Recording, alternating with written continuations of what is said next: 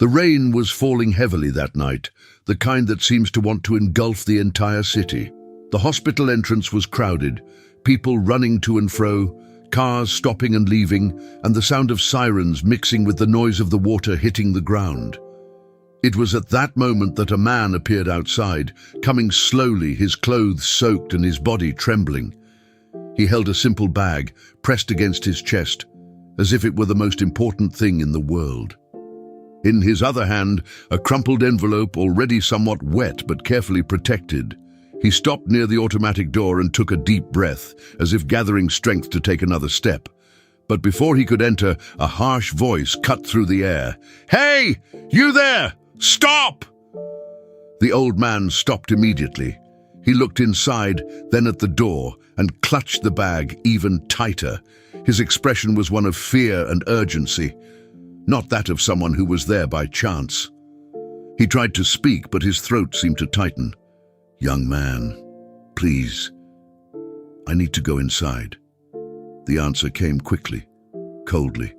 "Go inside, nothing. What do you think this place is? You're wet, dirty. You'll make a mess in there. Stay outside." The man swallowed hard. His eyes shone, not just because of the rain. I came to see my granddaughter. They told me to come today. It's urgent." The movement around continued. Nobody stopped. Nobody wanted to interfere. A few curious glances, a few whispers, and even a cell phone pointed from afar, as if that humiliation were entertainment. And there, under that awning, the old man seemed smaller than he was, not because of weakness, but because they were making him feel invisible. If you like stories with twists and life lessons, subscribe to the channel now, because what's going to happen here later today will leave you speechless. The man took another deep breath, trembling. "Young man, I'm not asking for a favor. I just need to deliver this." He lifted the crumpled envelope. His hand trembled so much the paper almost slipped. The other voice raised its tone. "Deliver what? A document? Paper? This is a hospital, not a registry office. If your granddaughter is here, someone will come to get you. Now get out of the way." The old man looked inside, trying to see someone. The door opened and closed as people passed by, and every time it opened, he took a half step, hoping to enter, but was stopped again. "Please, I came from far away. And what does that have to do with me? Every day people show up making up stories. Go away before I call the police."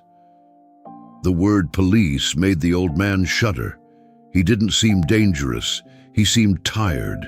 He seemed like someone who had already been beaten too much by life. He clutched the bag to his chest and spoke almost in a whisper. "I can't leave. Not today." And there, in that "not today," was something hidden, a weight that could be felt, as if he carried a truth he didn't yet have the courage to speak. The rain intensified. The water ran down his face and mixed with something that wasn't just rain. He tried to take another step. "Just 2 minutes.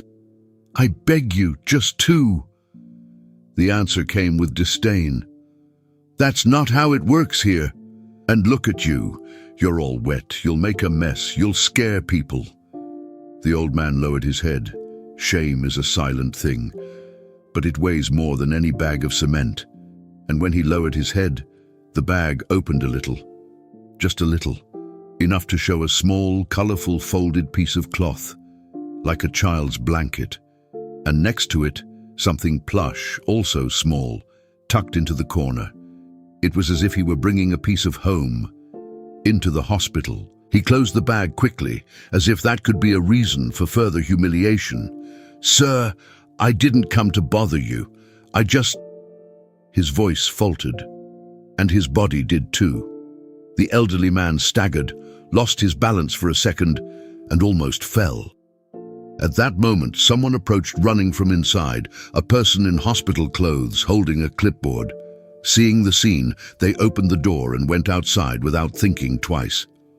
"Sir, are you all right?" The person grabbed his arm. "Sit here for a bit, you're cold." The elderly man tried to refuse, ashamed. No, no need, I just need to go inside. The other voice came sharply, impatiently. Don't touch him. You see, you'll cause trouble. Leave him there. But the person didn't let go. He grabbed a small bottle of water and offered it. Have a drink, please. The elderly man drank carefully, his hands trembling, his gaze constantly returning to the door. He seemed to be in a hurry, but not the hurry of someone trying to resolve something simple. It was the hurry of someone racing against time. The hospital staff member looked at the crumpled envelope. What is this, sir? He clutched the paper tightly, afraid of losing it. It's to be delivered. They told me that if I didn't deliver it, it might be too late. The other voice chuckled. You see? Drama. Always drama. The old man closed his eyes for a second, as if that laugh were a blow, and then he uttered a phrase that made the air heavy. If I don't go in now, it might be the last time. A strong silence fell. Even with the rain, even with people passing by, that phrase made everything seem to stop for a second. The hospital staff member swallowed hard. He looked at the old man and then at the door, as if understanding that this wasn't a made-up story. Sir, who did you come to see? What's the patient's name? The old man hesitated, his eyes filled with tears. I don't want to be a bother. I just want to... He breathed with difficulty. I just want to see my granddaughter. Even if it's just for a minute. The hospital worker looked at the door as if deciding something there. Okay. Calm down. I'll try to help you. The other voice immediately stepped in front, blocking the way. Nothing will happen. You're not in charge here. If he gets in, the responsibility is yours. Don't come crying to me later. The hospital worker tensed. But before answering, she looked at the envelope more closely. The writing was somewhat smudged, but some letters were still visible, and a name. She gently pulled the envelope out, as if asking permission. May I see? The elderly man, desperate, almost didn't want to let go. But he did, because hope is the last thing we give up. And when the person read that name, his face changed. It truly changed. Her eyebrows rose, her mouth opened slightly, and her eyes went straight to the old man, as if seeing him for the first time. Wait! She looked at the envelope again, as if to confirm she wasn't mistaken, and then she whispered, No, it can't be. The old man swallowed hard. What is it? The person clutched the envelope in their hand, looking inside the hospital. Sir, stay here. Don't leave. I'll be right back. And she ran off. The old man stood there, wet, trembling, his heart pounding, not understanding what had just happened. And at that moment, the feeling was clear. Something big had been awakened, and the worst, or the best, was yet to come. Before continuing, leave a like and subscribe to the channel, because in the next part, you'll understand why that envelope made someone run desperately down the hospital corridor. The automatic door closed, and the old man stood outside, feeling the icy rain hit his face. His heart pounded in his chest as if it wanted to burst out. He gripped the bag so tightly that his fingers were white. On the other side of the glass, he saw the hospital worker running down the corridor, dodging stretchers, passing hurried people, as if every second was precious. And it was. The old man tried to see better, but the fogged glass and the running water made it difficult. All he saw was movement, and deep down, a strange feeling that something he hadn't even imagined had just been set in motion. Behind him, the security guard's voice came again, lower, as if to provoke him. See, he went and made things up. He'll be back soon and tell you to leave anyway. The old man didn't answer. He was too busy trying to breathe, too busy holding on to his own hope so it wouldn't fall to the ground and shatter. The rain, the humiliation, the exhaustion. Everything seemed smaller than the fear he felt inside, because deep down he knew that life doesn't wait, and her life could be hanging by a thread. If you're feeling this anguish along with him, subscribe to the channel now, because from here on out, the story takes a turn you can't imagine. Inside, the hospital staff member entered a more private area and stopped for a second, breathless. She looked at the envelope again, as if she still couldn't believe it.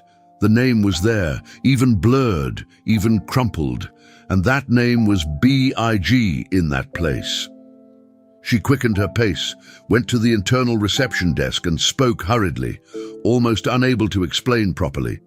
"I need to speak to the doctor. Now." The receptionist looked up, surprised. "Which doctor?" "Dr. Helena."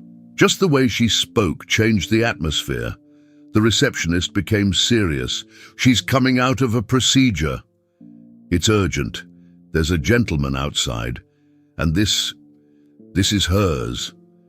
The attendant looked at the envelope and saw the signature in the corner, almost faded. Her eyes widened. She picked up the phone and dialed without hesitation. Meanwhile, outside, the elderly man continued to wait. The rain didn't let up, and the cold seemed to seep into his bones. He was trembling so much he could barely stand. And then a young man, simply dressed and wearing a wristband, passed by and stopped when he noticed the scene. "Sir, are you all right?"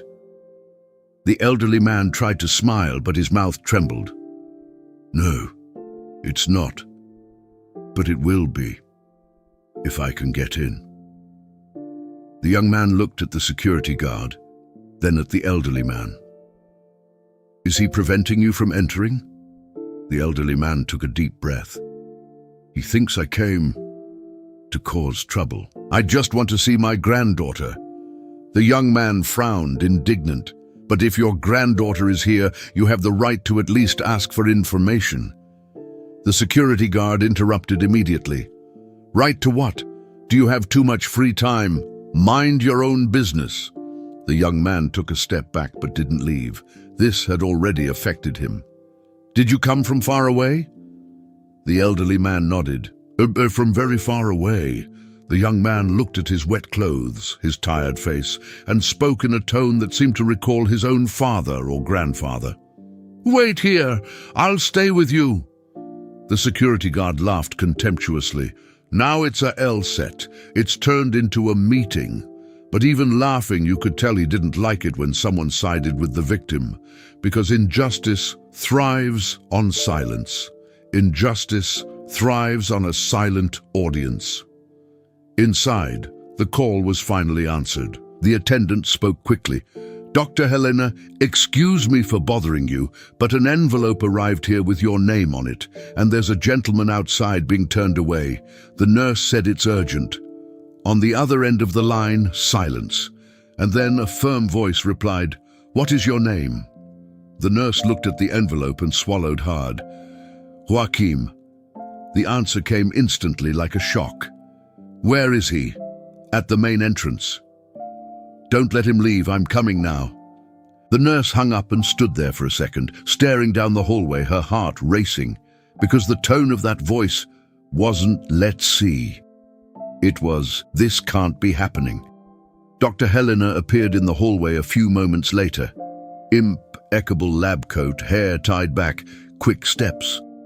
Her face showed tiredness, but also urgency. She didn't even stop to ask much. "Where is he?" The nurse pointed. "Outside." The security guard wouldn't let him in. Dr. Helena clenched her jaw. Her expression changed. And when a person changes like that, it's because something very serious has been stirred inside. She walked briskly down the hallway, and as she walked, the nurse tried to explain. "He brought an envelope and a bag, said he needed to deliver it today, and that it might be late." The doctor didn't answer. She just sped up. Outside, the elderly man saw a different kind of movement. He saw people pointing, saw the door open, saw the nurse returning, and behind her, a woman who walked as if she had authority over everything. And at that moment, the elderly man felt his legs give way, not from fear, from recognition. Dr. Helena approached the door, and when her eyes met the elderly man's, it was as if the world fell silent, even with the rain, even with sirens, even with people passing by. She stood still for a second. Then she took another step and said, in a tone that wasn't just professional, it was human, "Mr. Joachim." The elderly man opened his mouth, but no sound came out. Tears were already streaming down his face, mingling with the rain. He could only manage a small nod of his head in confirmation.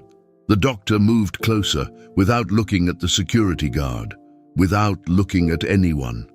Her eyes were on the elderly man. "What are you doing out here? Who left you out here like this?"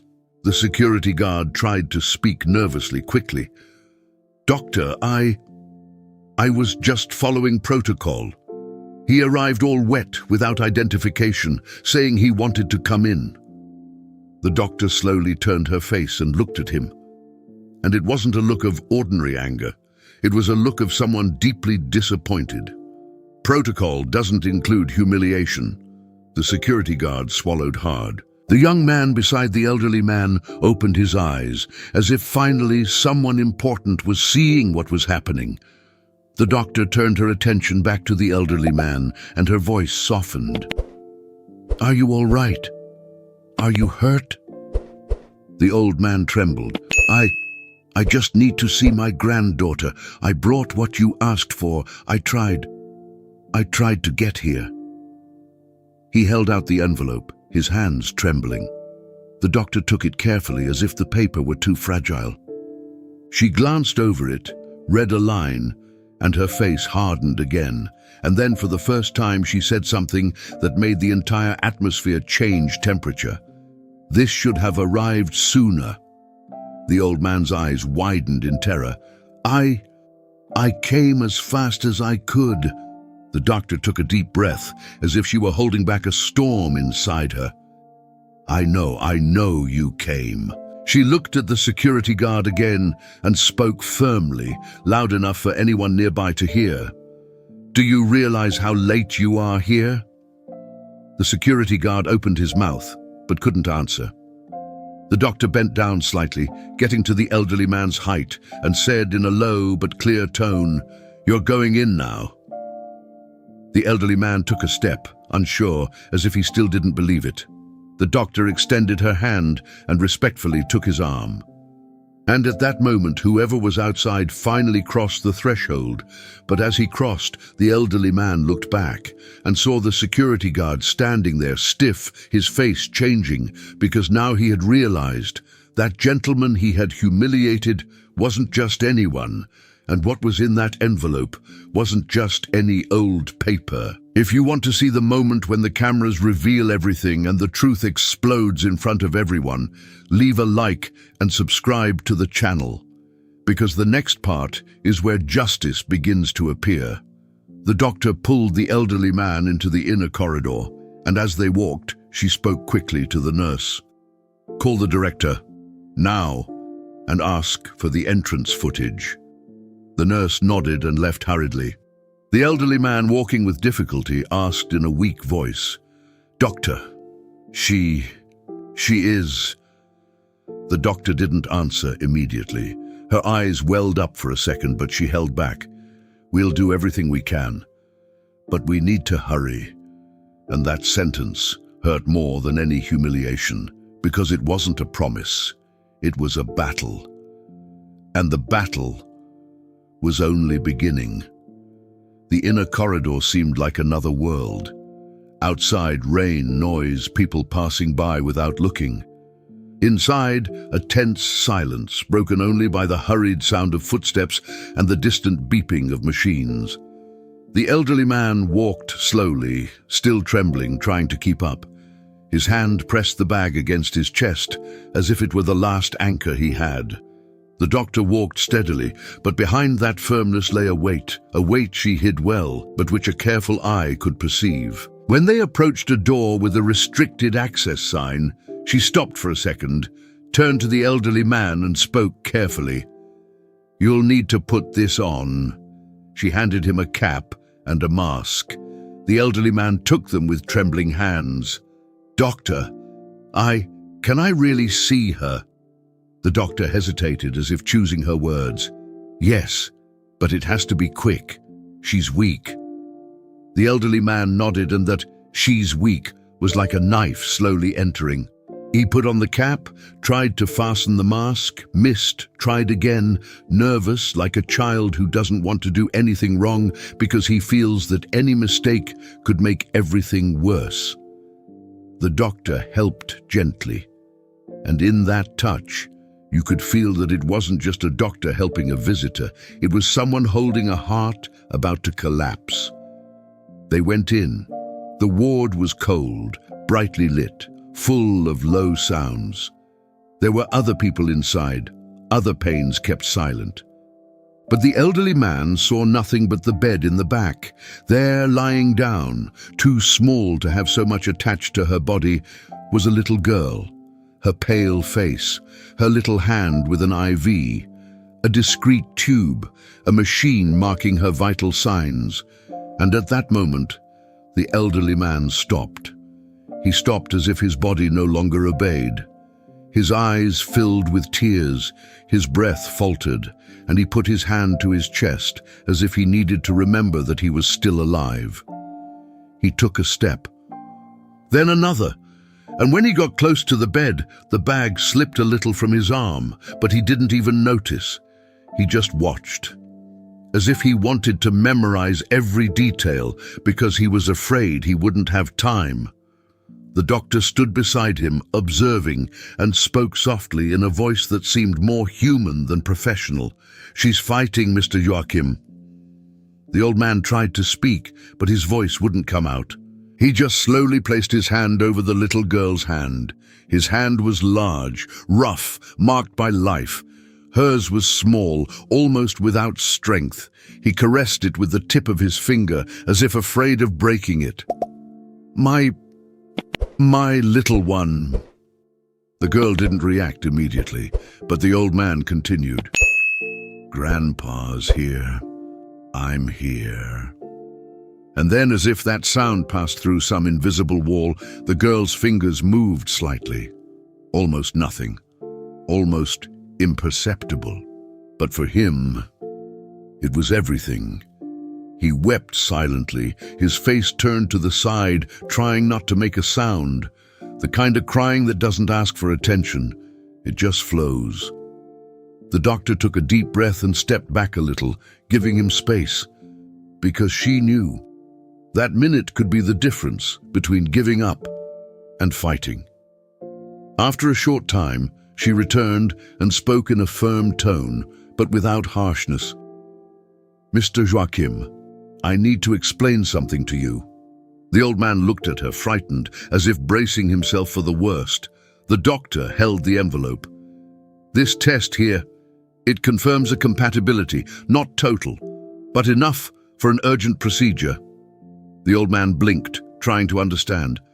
"Compatibility. You can help her. A lot. But everything needs to be quick." The old man squeezed the little girl's hand. "I'll do it. I'll do anything." The doctor nodded, but there was a shadow on her face. "It's delayed, and not by a little." The old man felt the ground disappear beneath him. "It's delayed because of—" The doctor didn't answer with words. She just looked at the door, and the old man understood immediately. The humiliation outside hadn't just been shame, it had been wasted time, and wasted time in that place had a price. The old man closed his eyes, and for a second he seemed smaller than before. "I tried, doctor. I swear I tried." The doctor held his shoulder. "I know. It's not your fault."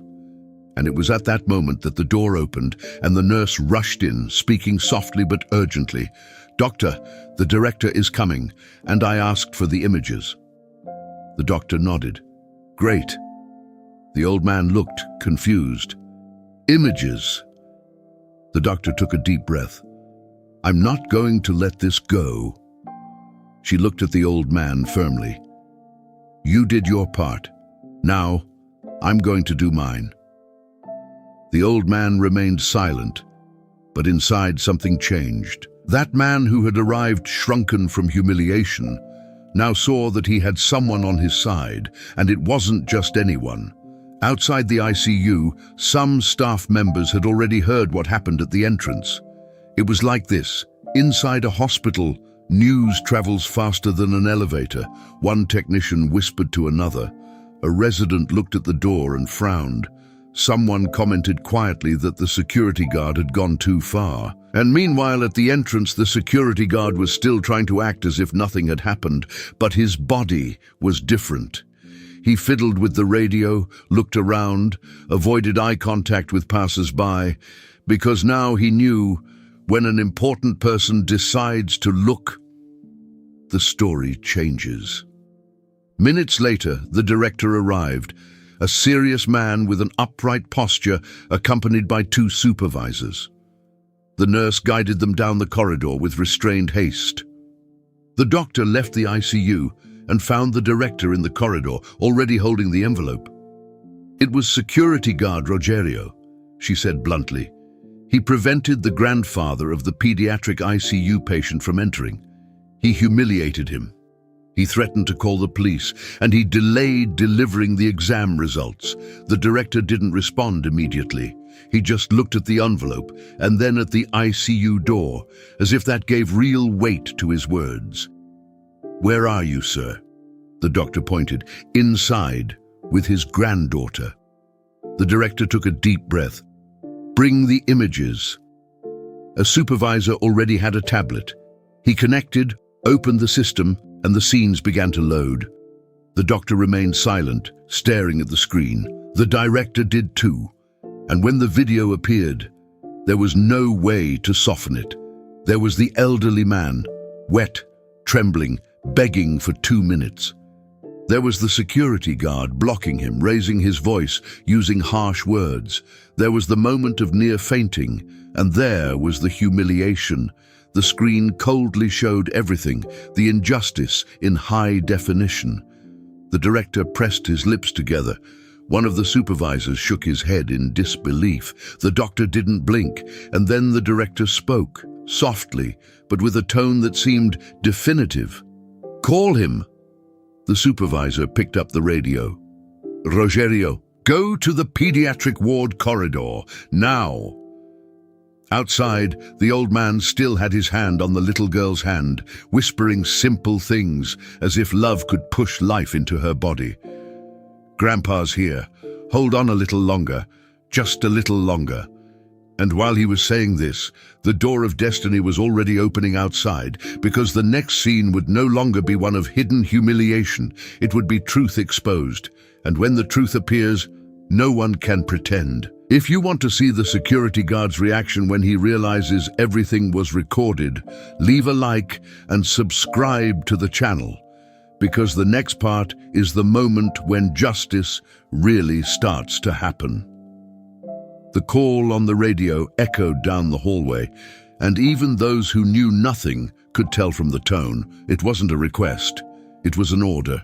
Some employees slowed their pace, others pretended to be busy but stayed nearby. In a place like this, everyone senses when something serious is about to happen. The doctor stood beside the director, the tablet still showing the frozen image of the entrance. Her face was firm, but her eyes didn't have the usual anger. They had that mixture of indignation and urgency, as if she was still fighting against the clock. Inside the ICU, the elderly man remained there, holding his granddaughter's hand, unaware that outside, his life was also about to change. Footsteps echoed in the corridor, first slow, then faster. And then the security guard appeared around the bend in the corridor. He had been trying to maintain composure, trying to appear in control, but his body betrayed the opposite. His hand was rigid, his jaw clenched. His gaze darted around, trying to understand why he had been called there, to that sector and not to the entrance. When he saw the director, he stopped. When he saw the doctor, his face turned pale. He tried to speak first, as if wanting to dominate the narrative before it is told by someone else. "Sir, A situation occurred at the entrance. I was following procedure. There was a gentleman trying to enter. The director didn't answer. He only made a short gesture with his hand, asking for silence, and the silence weighed heavily. The security guard swallowed hard. "Doctor, I didn't know he was..." The doctor stepped forward. "You don't need to know who he is to treat someone with dignity." The security guard opened his mouth, closed it, tried again. But he had no identification. He was wet. He could have been... Could have been what? The doctor interrupted firmly. A human being? Because he is. The security guard looked away as if searching for a way out on the floor. The director finally spoke in a low tone, but one that left no room for excuses. "Do you remember what you told him?" The security guard frowned. I just asked him to wait, and..." The director raised the tablet. "Then let's remember together." He pressed the screen. The video began to play. The corridor fell silent. So silent that you could hear the distant sound of a monitor in the ICU, like an electronic heart marking the time. On the screen, the scene appeared. The rain, the door, the shivering old man, the crumpled envelope. And the security guard's recorded voice came through clearly. "Go away before I call the police."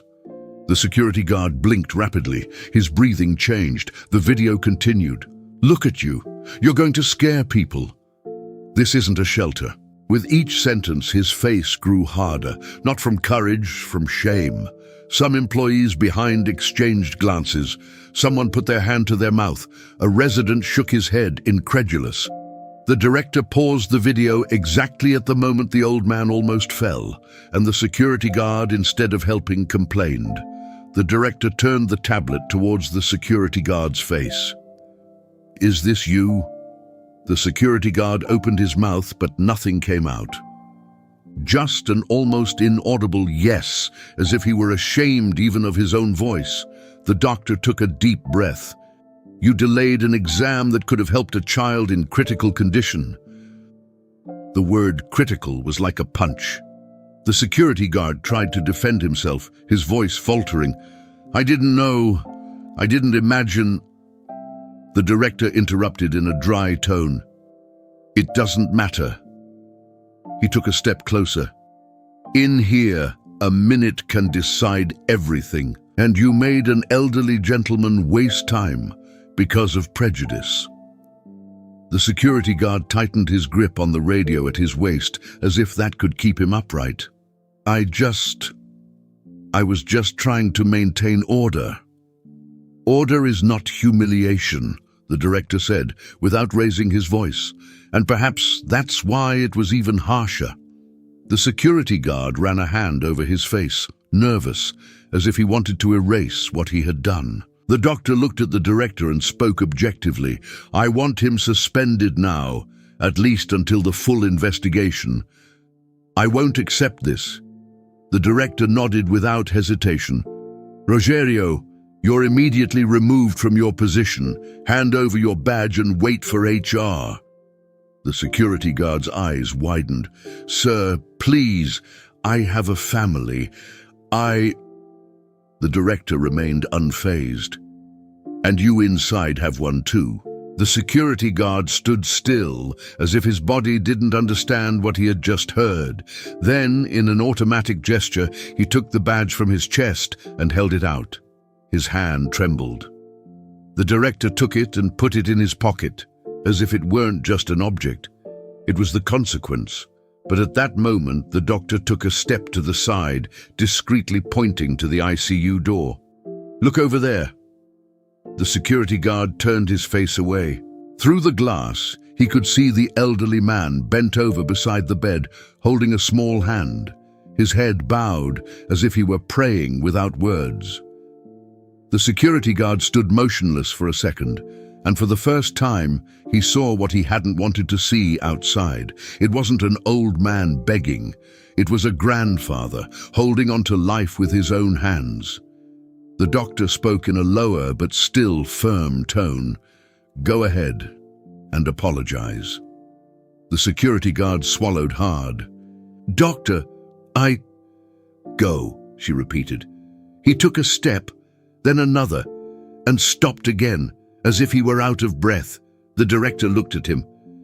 "You still have a chance to show character. Not to keep a job, to be human." The security guard lowered his head and walked to the ICU door. He stopped outside. The elderly man slowly raised his face upon noticing his presence. His eyes were red, tired, but they still held hope. The security guard opened his mouth and froze. Apologizing is simple when it costs nothing. It's difficult when the guilt weighs heavily. He took a deep breath and finally spoke, his voice breaking. "Sir, I was wrong." The elderly man just looked. The security guard continued more quietly. "I treated you badly. I humiliated you. I thought things I shouldn't have thought." He swallowed hard. "Forgive me."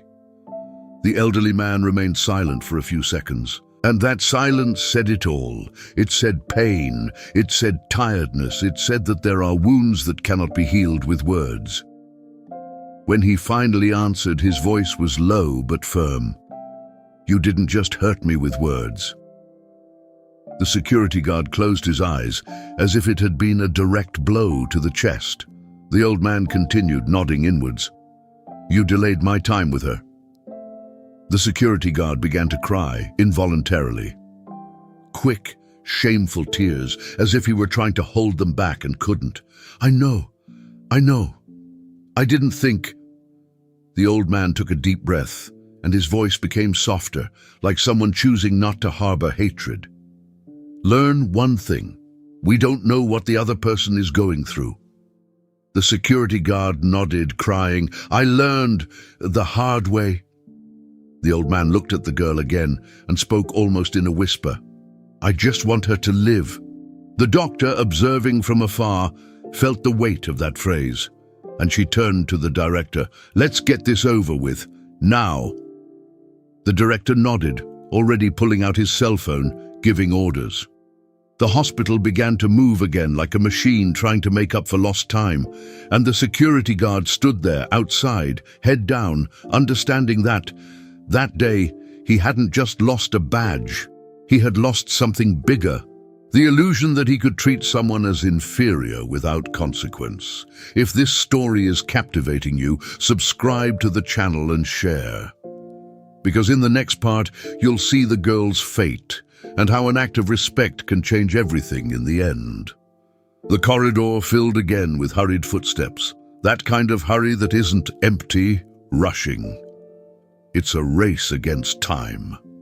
"Doctor." Helena walked quickly, speaking firmly, giving instructions like someone holding a fire with their bare hands. "I need the full team.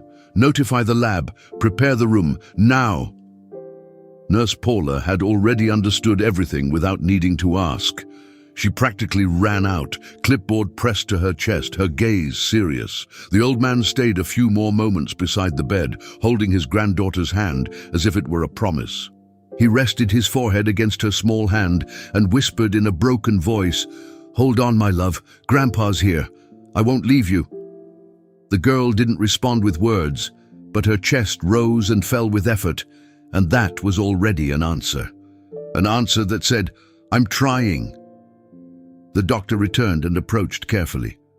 "Mr. Joachim, I need you to come with me." The old man looked up, startled, as if afraid to leave. "But what about her?" "The team will stay here, and I promise I'll take care of her as if she were my own family." The old man took a deep breath and gave his granddaughter's hand one last caress. "I'll be back. I'll be right back." He left with slow steps, like someone leaving a piece of their heart behind. Outside, the security guard was still standing, head down, as if he didn't have the courage to go back to the entrance or even leave the place. His face was wet, but it wasn't rain anymore. It was something else. It was shame. It was guilt. When the elderly man passed by him, the security guard made a move to say something but couldn't. He just lowered his head and made room. as if that simple gesture was the first time he truly respected someone. The elderly man said nothing, but as he passed, he cast a look that held no hatred. It held a deep sadness and a silent lesson. The elderly man was taken to a small, cold, overly lit room. There was a smell of alcohol and cleanliness. A chair, a stretcher, equipment. He sat down slowly. His hands trembled. The doctor stood in front of him and spoke calmly. "I know you're scared, sir, but you're helping to save her." The old man swallowed hard.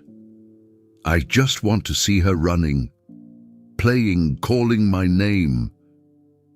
The doctor nodded, her eyes shining. "Then hold on tight, because we're going to fight for this." While the team prepared everything, the old man looked at his own hands. Hands of work. Hands that had already carried too much weight. Hands that now had a mission he never imagined he would have. He took a deep breath. "Doctor, if I had arrived sooner." The doctor approached and placed her hand on his shoulder.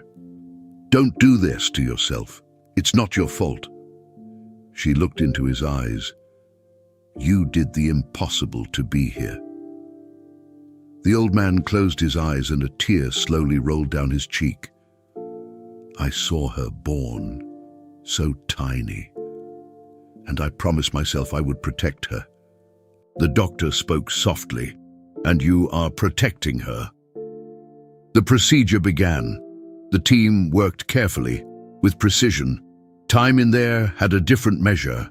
Every minute was a life being negotiated. And meanwhile, on the other side of the corridor, the hospital routine seemed to hold its breath. Because when a child is between staying and going, even the walls seem to wait. Nurse Paula returned to the ICU and stayed near the bedside, observing the vital signs, adjusting equipment, talking softly, as if the girl could hear. "Hey, your grandfather is here. He's doing everything. So you do too, okay? Hang in there a little longer." Outside, a staff member commented to another very quietly, "Did you see they stopped the grandfather at the door?" "I saw, and they say it was ugly." "That's absurd. He was trembling." The words carried on, and along with them, a simple truth. The injustice had been seen, and when injustice is seen, it doesn't easily hide again. The director walked down the corridor, serious, talking on the phone with someone from HR, organizing what needed to be done. It wasn't just a punishment. It was a correction. Because in that place, you couldn't play around with people's time. After some time, the doctor left the procedure room and went to the elderly man. Her face was tired, but there was a restrained relief. She took a deep breath before speaking. The elderly man stood up immediately, anxious, as if his legs had gained strength from despair. "Doctor?" She held both his hands. "We managed to do what we needed to. Now, the answer will depend on her, but we gave her a real chance." The elderly man trembled. She'll be okay?" The doctor was sincere but careful. "I can't promise, but I can say that now she's better than she was before you arrived." The elderly man brought his hands to his face and cried as if he couldn't hold back any longer. "Thank you. Thank you." The doctor squeezed his hands. "It's not time to thank you yet. It's time to hope." She pointed to the ICU. "Come with me." The old man walked back as if he were walking on glass. Each step was fear. Each step was hope. When he reached the bedside, he saw the little girl in the same way. But something was different. The monitor had a more stable rhythm. Her breathing seemed less heavy. Her chest rose and fell with a little more courage. The old man approached. "My little one." He took her little hand again, and then it happened. Very gently, like a thread of life pulling the world, her fingers closed slightly in his hand. It wasn't force. It was presence. It was a small, almost invisible sign, but to him it seemed like a miracle. The old man choked, his eyes wide. "Doctor." The doctor looked and saw, and for a second that hard professionalism gave way to a restrained, emotional smile. "She felt you." The old man cried again, but now the crying was different. Now there was light. He leaned over and spoke softly. "See? I'm here. I told you I'd arrive." Nurse Paula beside him wiped away a hidden tear and pretended it was just tiredness. Outside in the corridor, the security guard sat on a bench, head down and hands on his face. He remembered the words he had said, the threats, the way he looked at that old man as if he were worthless. And now he knew. That old man wasn't there begging. He was fighting, and fighting doesn't have an appearance. Later, the director went to the bench where the security guard was, not with shouts, not with humiliation, with firmness. "You're going to go through a process, and you might not come back." The security guard nodded, defeated. "I understand." The director was silent for a second and said, "If you truly learn from this, perhaps this is the greatest chance life is giving you." The security guard looked up, his eyes brimming with tears. "I will never treat anyone like that again." The director replied with a short, harsh but fair sentence. "Don't treat anyone like that, not even when no one is looking." The director walked away. The security guard was left alone, staring at the floor. But for the first time, he seemed to see. At the end of that night, the rain began to lessen. Outside, the city continued on, but inside, something had changed. The old man stayed a while longer by the bedside, quietly telling stories, speaking of the backyard, the games, the cake she liked, simple things, because sometimes it's the simple things that pull life back. And before leaving, he made a promise once more, in a low but firm voice. "I'll be here tomorrow and the day after. Every day you need me." The doctor watched from afar and thought about how many times people let what really matters slip away because of judgment. And in that place, she knew it's not the hospital that saves, it's the care. And care begins with respect. If this story truly touched you, subscribe to the channel and share it with someone, because a lesson like this isn't just for watching, it's for taking to heart. And remember, the worst injustice is treating someone as if they were nobody, without knowing that behind that appearance, there might be a story you never imagined.